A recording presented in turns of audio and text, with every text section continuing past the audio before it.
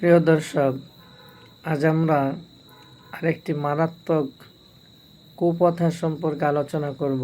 সেটা হলো, আমরা গ্রামে গঞ্জে রাস্তায় অনেক ক্ষেত্রে দেখি কিছু গণক জ্যোতিষী বসে থাকে।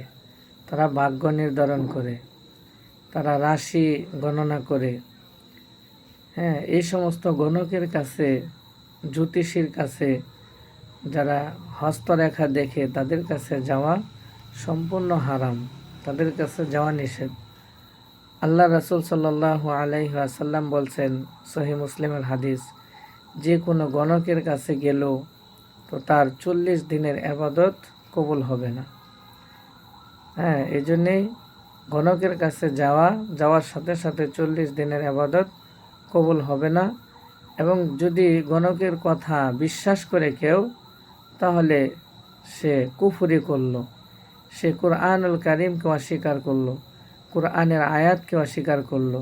কারণ কুরআনের মধ্যে আছে আল্লাহ তাআলা গায়েব জানেন, তিনি ছাড়া আর কেউ গায়েবের অদৃশ্যের সংবাদ দিতে পারে না, জানাইতে পারে না।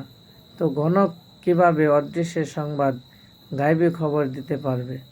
গণক যদি গায়েবী সংবাদ জানতই, অদৃশ্যের খবর যদি জানাইতেই পারতো, তাহলে গণক তো আর রাস্তার পাশে বসে থাকতো না, গণক তো যায় সংসদে বসে থাকতো। গণক পৃথিবীর শ্রেষ্ঠ 1 নাম্বার ধনী হয়ে যেত। সে তার ভাগ্যগুলো দেখে দেখে ভাগ্য পরিবর্তন করে সব সৌভাগ্য তার ভাগ্যে নিয়ে আসতো। এই জন্যে আমরা ভুল ধারণা করে এই সমস্ত গণকের কাছে যাই, তাদের কাছে আমাদের ভাগ্য দেখাই, এগুলো সম্পূর্ণ হারাম, কুফরি। আল্লাহ তাআলা আমাদেরকে গণকের কাছে যাওয়া থেকে বিরত থাকার তৌফিক দান করুক। আমিন।